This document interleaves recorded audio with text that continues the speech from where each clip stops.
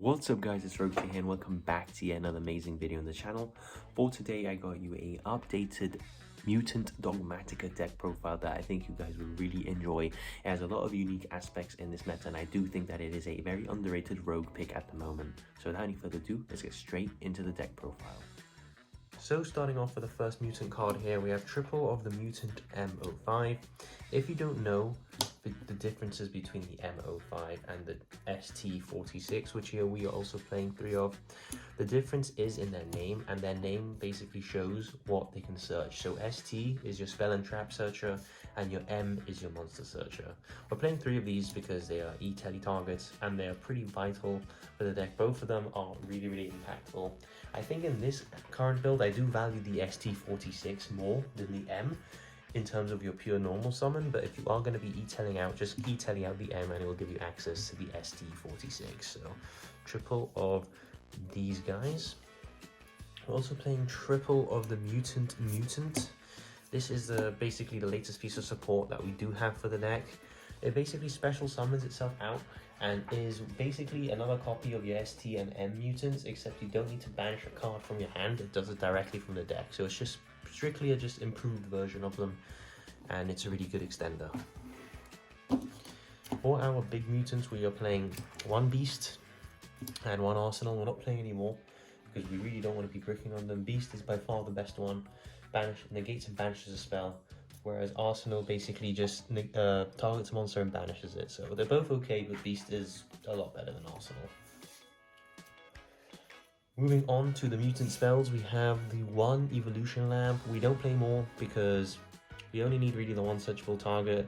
We can use this as sort of an extender if we need and to draw a card, but since we are playing Frost, the draw doesn't really come up that much because if you Frost, you can't draw. We're playing 1 of the Mutant Fusion. This card is really good when your opponent does stuff during your turn, so basically every meta deck at this point. But it becomes like a Shadow Fusion in that regard. If they do anything, you can use materials from deck and graveyard as well. So it's a really good searchable fusion spell. I'd only play 1 though.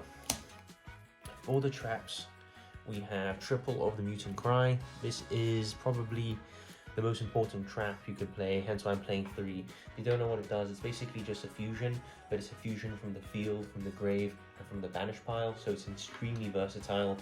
And in this build, we actually will be able to turbo out our main mutant boss monster. So triple of the Mutant Cry. We're playing 1 mutant expansion. Again, E-Tele is at 3, so it just does what expansion does, but better. So I feel like just playing the 1 expansion if you do want to follow up if you open the Cry.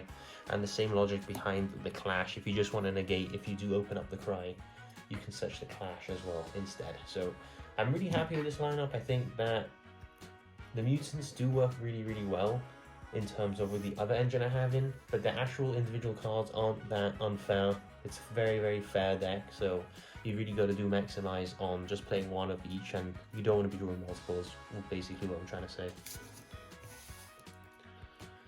Moving on to the second package, it is of course Dogmaticas. We're playing triple of the Ecclesia. Ecclesia is absolutely insane because it gets you access to the Maximus, and it's a body basically, and the Maximus is the main reason that I'm playing the Dogmatica package. If you've noticed, I'm not playing Shifter, and if you don't play the Dogmaticas, I highly recommend you play Shifter, because Shifter is just absolutely impactful, absolutely destroys every meta deck. I am side decking the Shifter, but I feel like the Dogmatica package, even though Shifter is absolutely insane, the Dogmatica package is better for this deck. I'm not saying the Dogmatica package is better in general, I'm just saying for this deck, I'd rather play the Dogmatica package over the Shifters. We're playing 1 of each, so we're playing 1 Maximus and 1 Fleur. He is absolutely insane. He gives you the ability to dump high level 8 or higher mutants from your extra deck to the grave, which basically fuels your summoning condition for the big mutant. And the Fleur de Lis is just a negate basically, which doesn't target and summons and negates in the same chain, so it's really versatile in the game. We are of course playing triple of Engage, also known as triple Nadir's Servant. This card is really good. The ability that it has to just sort of search your Dogmatica, and it can dump Garura if you're not under Frost to draw 1, or it can basically just dump you other cards to get more cards. It's ridiculous, this card. Really good. You're always going +1, +2 off this card. It's really good. Yeah, if you see it in your hand, you're laughing. We're playing the 1 Dogmatica Punishment. If you don't need any Dogmatica monsters, or if you just want the pops, we play the punishment. We are of course playing the Entis as well, so you do get 2 pops for the price of 1, so yeah. And we're playing the 1 Schism as well, because Render is a fun card and we need unfair cards to help this deck sort of compete. Moving on to the hand traps, we're only playing basically 1, which is the Side-Frame package. The mutants banish themselves off the field for cost, basically, so they can ash you, and you are vulnerable to the ash there, so that is why we're playing the Gamma, to hopefully counteract it. And going second, this gives you, at least some way to fight back going second. The deck does struggle going second if they have an established board. This sort of helps that. And if you are going second and you know it, you side out some of the traps and you put in the shifters, and the shifter and the Gamma are really, really good going second. For our power spells, we have triple, of course, of the emergency teleport, just ways to get our names out for free and proc them for searches. It's not even once per turn, it's really good. We got our 2 Pot of Prosperities, again, absolutely insane. Allows you to just sort of pick what you want to banish. You just really need to be seeing those impactful mutant cards or the E-Tellies or something like that, so this card really helps you get there. We're playing the 1 Call by the Grave, again, just to say sort of no to hand traps and help you push forward and actually establish a combo. And for our last 2 cards, we are playing our Shifter that is in a trap, which is our 2 different dimension grounds. And yeah, this card is, you do your Dogmatic Blaze and then you flip it and it just shifters them for the turn, and it's really good. So yeah, double of this. Going second, I would take these out and put the shifters in. These would be 2 easy side outs and maybe like the Call by or something, and you play triple shifter instead. But yeah, for going first, we're playing the 2 different dimension grounds. Moving on to the extra deck, we're going to start off with our Side-Frame Lord Lambda. This card is absolutely ridiculous. If you Gamma someone, not only do you stop their hand trap, but it gives you access to the Lambda. And that's important because not only does it get the driver in the graveyard, but all your mutants are psychic monsters, meaning when they banish themselves, you can trigger your Lambda to such a Gamma during the end phase, and then you can use the Gamma even if you do control monsters. So it's basically just a searchable monster negate, so it's really, really nice. We're also playing the 1 Cross Sheep. It's a Lambda in a different way. Basically, this gives you your mutants from your graveyard to your field when you do fusion summon, and that gets you another search in a way, which will help you get more interruption later on. So I feel the Cross Sheep is vital. We're playing the 1 Secure Gardener Almirage package. Any little mutant will get you the Almirage into the Secure Gardener, and that means if you have the Ecclesia, you can summon Ecclesia, search Maximus, banish the Almirage to summon the Maximus and keep your plays going from there. So these 2 are pretty important. Speaking of the big bad boss monster, we have triple of him. Most builds only play 1, that's because they cannot summon him properly or like quick enough. In this build, we're going to be dumping 2 to the graveyard of the Maximus and the Nadir servants basically, and then we're going to make our 3rd one by shuffling 2 of these back, plus any other level 8 or higher mutant monsters. So we can actually make this guy pretty effectively.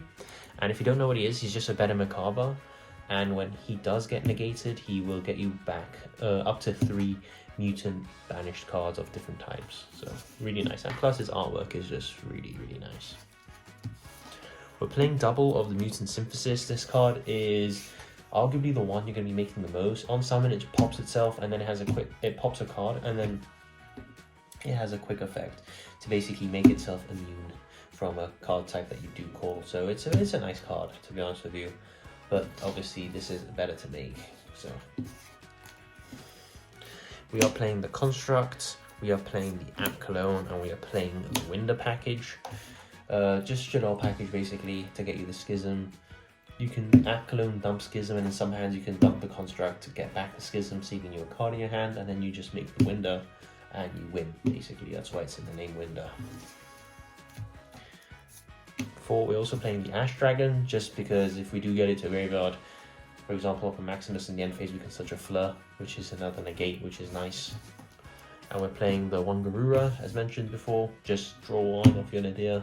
In Nadir, you search Ecclesia, draw 1, so it's basically an engage, and then your Ecclesia will get you more advantage from there. And we're playing the 1 Entis for the double pop with the punishment. So that is the end of the deck profile, guys. I hope you guys did enjoy my take on the updated Mutant Dogmatic deck profile. If you guys do play mutants and you do watch this video, make sure you do leave a comment down below in the comment section down below. I do respond to every single one of you, and I do really enjoy interacting with you guys. So without any further ado, I'm Rota here, and I'll see you all in the next video. It's time!